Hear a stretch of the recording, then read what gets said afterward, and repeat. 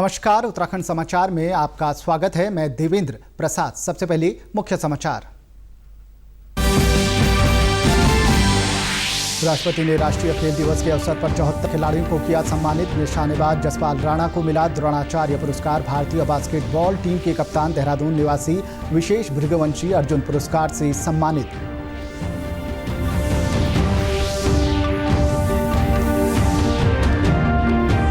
मंत्रालय ने राज्यों को जीएसटी के मुआवजे के विकल्पों के संबंध में जारी किया स्पष्टीकरण। संसद के कानूनी नियमों के तहत केवल सेस फंड के जरिए ही अदा किया जाएगा मुआवजा। राज्यों को रियायती दरों पर उधार दिलवाने में मदद करेगा केंद्र। प्रदेश में कोरोना के बढ़ते ग्राफ के बीच मास्क न पहनने वालों के खिलाफ पुलिस और सख्त। प्रदेश में अब तक 2,47,251 से ज्यादा लोगों के खिलाफ मास्क न पहनने पर कार्रवाई।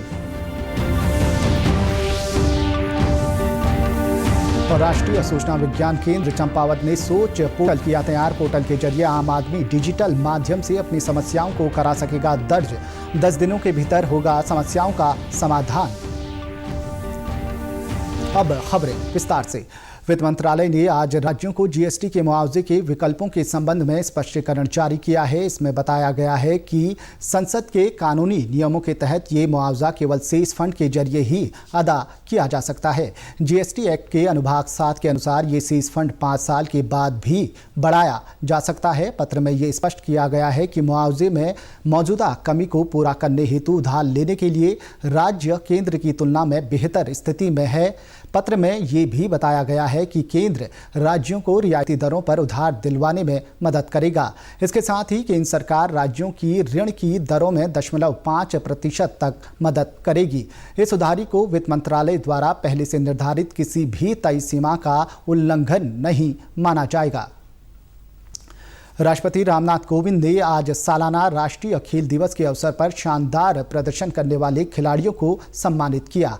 इस साल 74 खिलाड़ियों को राष्ट्रीय पुरस्कार के लिए चुना गया, जिसमें से 5 को राजीव गांधी खेल रत्न और 27 को अर्जुन पुरस्कार से नवाजा गया।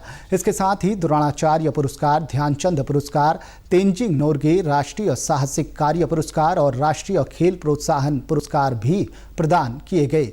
ये पहला मौका था जब ये पुरस्कार वर्चुअली प्रदान किए। इस अवसर पर राष्ट्रपति ने कहा कि कोविड-19 के कारण खेल जगत पर विपरीत असर पड़ा है।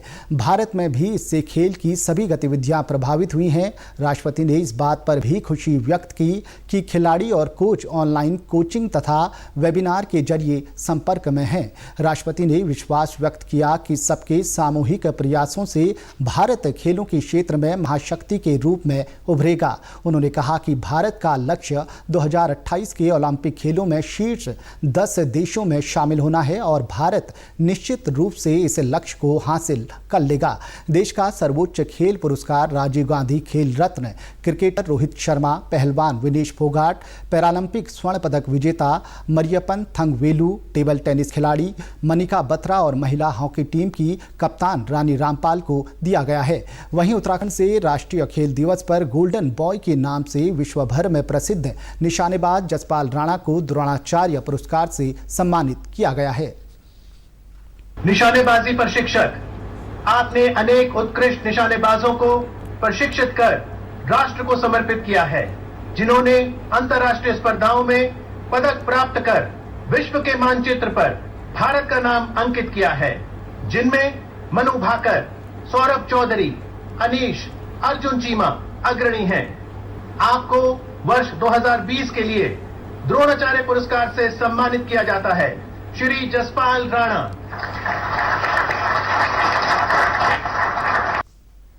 वहीं भारतीय बास्केटबॉल टीम के कप्तान देहरादून निवासी विशेष भृगुवंशी को अर्जुन पुरस्कार से नवाजा गया है। मूल रूप से उत्तर प्रदेश के वाराणसी के रहने वाले विशेष वर्तमान में देहरादून स्थित ओएनजीसी में कार्यरत हैं। विशेष कई अंतर्राष्ट्रीय प्रतियोगिताओं में भारतीय टीम का नेतृत्व कर देश को खिताब दिला चुके हैं। अर्जुन पुरस्कार मिलने पर उन्होंने कहा कि ये बेहद सुखद क्षण है। एक खिलाड़ी की यही तमन्ना होती है कि उसकी मेहनत का फल उसे मिले।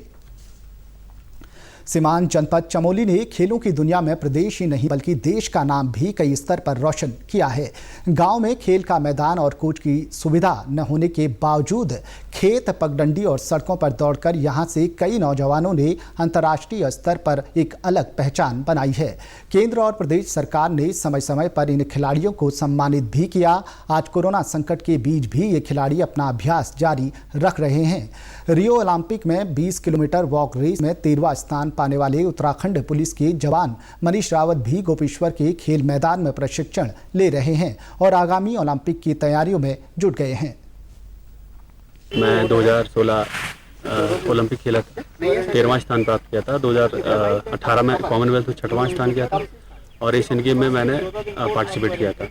अभी मैं गोपेश्वर जहाँ पे मैं स्कूली शिक्षा प्राप्त किया हूँ वहीं पे अपनी ओलंपिक की तैयारी के लिए आया, क्योंकि कोरोना काल में मैं नीचे अपने आप को सेफ नहीं समझता हूँ और डीजीपी साहब अशोक कुमार साहब ने मुझे यहाँ पे तैयारी के लिए भेजा है।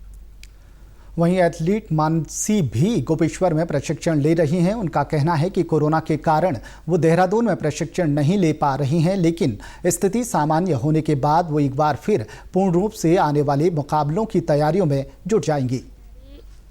मैं आगे की तैयारी, नेशनल और इंटरनेशनल की तैयारी मेरे द्वारा जारी रहेगी। अभी लॉकडाउन की वजह से मैं अपनी ट्रेनिंग अपने पुराने स्टेडियम गोपेश्वर में अपनी ट्रेनिंग जारी रखी है और जब लॉकडाउन खुल जाएगा तो मैं अपने ट्रेनिंग सेंटर देहरादून में इस अनुसर के अंडर वापस आगे की तैयारी के लिए जाऊंगी। पौड़ी गढ़वाल के जयहरीखाल ब्लॉक के गांव मेरुड़ा की रहने वाली अंकिता ध्यानी ने एथलेटिक्स में राष्ट्रीय स्तर पर अपनी एक अलग पहचान बनाई है और कई कीर्तिमान हासिल किए हैं। अंकिता का कहना है कि कक्षा 8 से उन्होंने फौज के लिए दौड़ की तैयारी करने वाले लड़कों के साथ ही दौड़ने की तैयारी शुरू की। इसमें उसके परिवार के सदस्यों ने उनका पूरा सहयोग किया। आज अपनी मेहनत के बलबूते उन्होंने एथलेटिक्स में राष्ट्रीय स्तर पर 10 गोल्ड मेडल और 2 सिल्वर मेडल प्राप्त किए हैं। गांव में ऐसा होता था ना, गांव में होता है कि लड़की है कहाँ भेजे इसे आगे, लड़की है, लेकिन मेरे परिवार में ऐसा कुछ भी नहीं था। मेरी मम्मी पापा भाई बहन सब ने मुझे सपोर्ट किया है कि तू कर सकती है, तू बहुत अच्छा कर सकती है और मुझे कहीं रोका तक नहीं। मुझे उम्मीद है अगर मैं ऐसी प्रैक्टिस और मुझे ऐसी सपोर्ट मिलता रहा तो मैं जरूर एक दिन ओलंपिक खेलूंगी। अंकिता के चचेरे भाई अमन कहते हैं कि वो बचपन से बेहद फुर्तीली है। उनके भाई को विश्वास है कि एक दिन वो ओलंपिक के लिए जरूर प्रतिभा करेगी। उत्तराखंड भाजपा प्रदेश अध्यक्ष बंशीधर भगत और नहीं था, मतलब सोचा नहीं था कि वो आज इस मुकाम पर पहुंचेगी, मतलब नेशनल खेल के आएगी और गोल्ड लाएगी।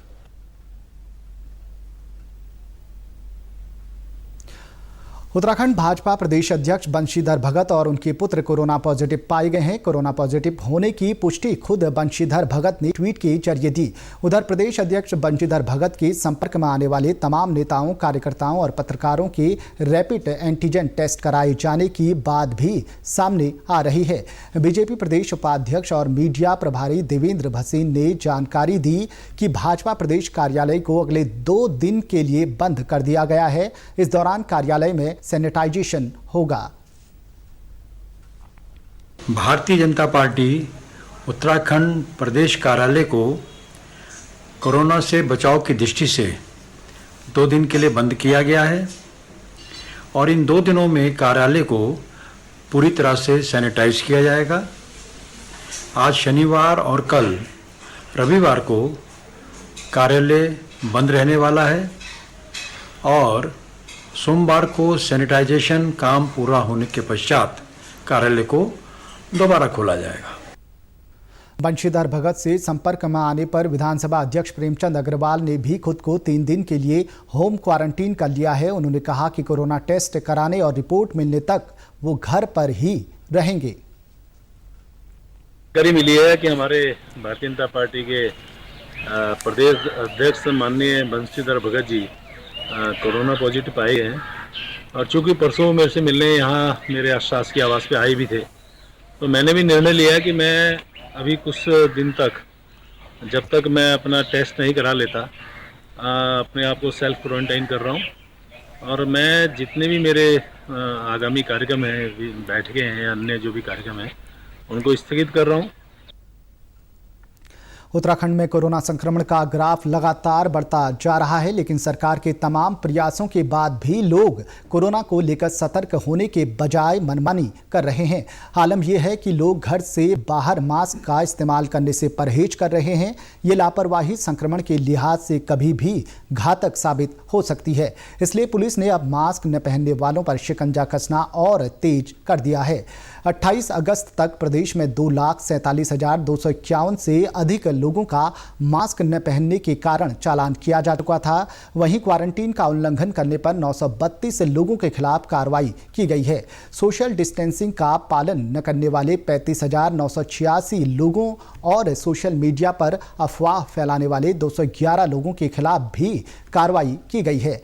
इस दौरान लॉकडाउन का उल्लंघन करने पर 4,721 लोगों के खिलाफ एफआईआर भी दर्ज की गई है। इस दौरान पुलिस विभाग को 12 करोड़ 52 लाख का राजस्व प्राप्त हुआ है। उधर कोरोनेशन अस्पताल के senior physician doctor Nandan Singh Bisht ने कहा कि कोरोना से बचने के लिए मास्क के साथ साथ शारीरिक दूरी का पालन करना और समय समय पर हाथ धोना या सैनिटाइजर का प्रयोग करना चाहिए। उन्होंने कहा कि जो लोग मास्क पहनने में लापरवाही बरत रहे हैं वो खुद के साथ ही दूसरों के लिए भी बड़ा खतरा बन रहे हैं। रेस्पिरेटरी हाइजीन यानी कि स्वास्थ्य तंत्र की जो हाइजीन है, हाथों की हाइजीन यानी हैंड हाइजीन है, इसका पूर्ण तरह से पालन होना चाहिए। और जो मास्क का कल्चर है और एक हाथ धोने का कल्चर है, जो हमारा पुरानी संस्कृति थी कि जूते बाहर रखो, हाथ पर धो के ही घर के अंदर आओ, ये लगता है हम उसी दौर में फिर जा रहे हैं। वहीं प्रदेश में कल रात जारी हेल्थ बुलेटिन के अनुसार कोरोना के 588 नए मामले सामने आए। राज्य में कोरोना संक्रमितों की कुल संख्या 17,865 हो गई है, जबकि 5,440 एक्टिव मामले हैं। प्रदेश में कोरोना संक्रमित 239 लोगों की मृत्यु हो चुकी है। चंपावत जिले के लोगों को अब अपनी समस्याओं के लिए जिला मुख्यालय नहीं जाना पड़ेगा। राष्ट्रीय सूचना विज्ञान केंद्र चंपावत ने सोच पोर्टल सॉफ्टवेयर तैयार किया है, जिसके जरिए अब आम लोग डिजिटल माध्यम से अपनी विभिन्न समस्याओं को दर्ज करा सकते हैं। जिलाधिकारी सुरेंद्र नारायण पांडे ने बताया कि कोरोना संक्रमण के बीच लोग सोशल डिस्टेंसिंग का पालन कर सके, इसके लिए खासतौर पर इस पोर्टल का निर्माण किया गया है। कोविड के दौर में जहाँ पर हम सोशल डिस्टेंसिंग की बात करते हैं, कार्यालयों में भीड़ भी न हो, और दूसरा पब्लिक को अपने घर बैठे ऑनलाइन सुविधा के माध्यम से जो है अपनी शिकायतों का निस्तारण करने का उद्देश्य पूरा हो सके। इसमें एक अच्छी बात ये रखी गई है कि ऑनलाइन रजिस्ट्रेशन होगा तो उस व्यक्ति को और जो विभाग है उसको SMS जाएगा, निस्तारण होगा तो उस समय भी उसको जो है SMS जाएगा। और राष्ट्रीय सूचना विज्ञान केंद्र के नेटवर्क इंजीनियर और सोच डेवलपर चंपक जोशी ने बताया कि शिकायत दर्ज करने के लिए शिकायतकर्ता को मोबाइल अथवा कंप्यूटर के माध्यम से वेबसाइट nic.champawat.in में अपनी शिकायत के साथ संबंधित विभाग का चयन कर शिकायत पंजीकृत करनी होगी। पंजीकरण के बाद शिकायतकर्ता को SMS के माध्यम से शिकायत संख्या प्राप्त हो जाएगी और जिलाधिकारी व संबंधित विभाग को भी SMS चला जाएगा। उनसे एक कंप्लेंट नंबर मिल जाएगा। उसके बाद जो भी उनका सॉल्यूशन डिपार्टमेंट करेगा उसके लिए भी उनको समय पे SMS मिलता रहेगा, उनको रिस्पांस मिलता रहेगा। और 18 अगस्त 2018 से हमने इसको स्टार्ट किया था और अभी रिसेंटली इसमें सब चेंजेस करने के बाद कुछ हमें कंप्लेंट अभी अच्छा रिस्पांस मिल रहा है और जिनका समय समय पर निस्तारण भी किया जा रहा है।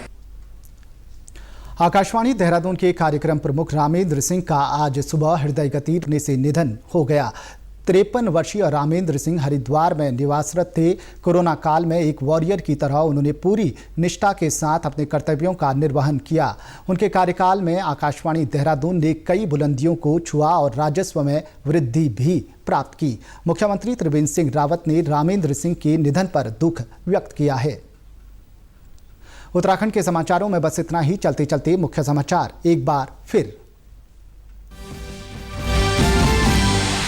राष्ट्रपति ने राष्ट्रीय खेल दिवस के अवसर पर 74 खिलाड़ियों को किया सम्मानित। निशानेबाज जसपाल राणा को मिला द्रोणाचार्य पुरस्कार। भारतीय बास्केटबॉल टीम के कप्तान देहरादून निवासी विशेष भृगुवंशी अर्जुन पुरस्कार से सम्मानित।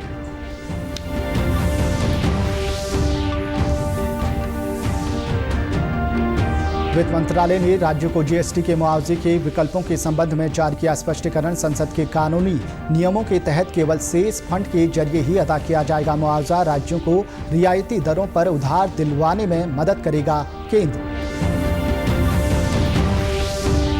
प्रदेश में कोरोना के बढ़ते ग्राफ के बीच मास्क न पहनने वालों के खिलाफ पुलिस और सख्त। प्रदेश में अब तक 2,47,251 से ज्यादा लोगों के खिलाफ मास्क न पहनने पर कार्रवाई।